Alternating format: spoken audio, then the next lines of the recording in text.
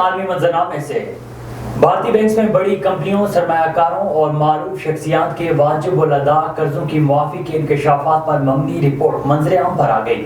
مودی کے دور حکومت میں بھارتی بینکس کرپشن کا گڑھ بن گئے۔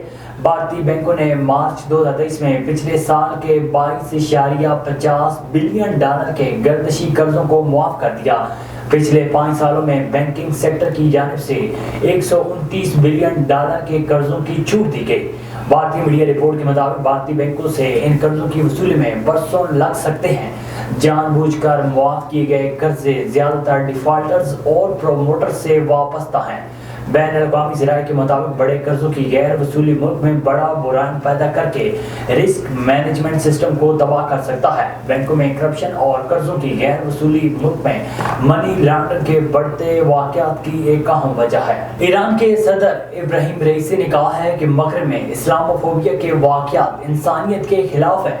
اقوام متحدہ کی جنرل اسمبلی کے اجلاس سے خطاب کرتے ہوئے ایران کے صدر ابراہیم رئیسی نے کہا ہے کہ مغربی دنیا میں آزادی اظہار کے نام پر مسلمانوں کے جذبات کو ٹھیس پہنچائی جاتی ہے۔ انہوں نے کہا ہے کہ قرآن مجید میں سب لوگ برابر ہیں۔ قرآن مجید انسانیت کی بھلائی کا درس دیتا ہے۔ قرآن تمام انسانوں کے متحد ہونے پر زور دیتا ہے۔ قرآن میں ہر قسم کے تشدد کی مخالفت کی گئی ہے۔ کینیڈا میں سکھ رہنما ہردیپ سنگھ کے قتل کے بعد خالصتان تحریک زور پکڑ گئی۔ سکھ رہنما گربتوردھن سنگھ پنو نے بھارت کے ٹکڑے ٹکڑے کرنے کا اعلان کر دیا۔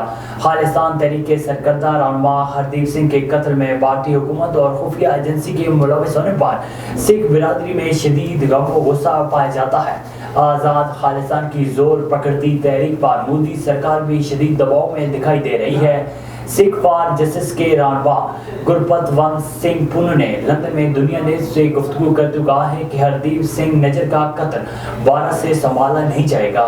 قتل میں بھارتی حکومت اور اس کی خفیہ ایجنسی کے ملوث ہونے کے بعد بھارت اور سکھوں کے درمیان واضح لکیر کھینچ گئی۔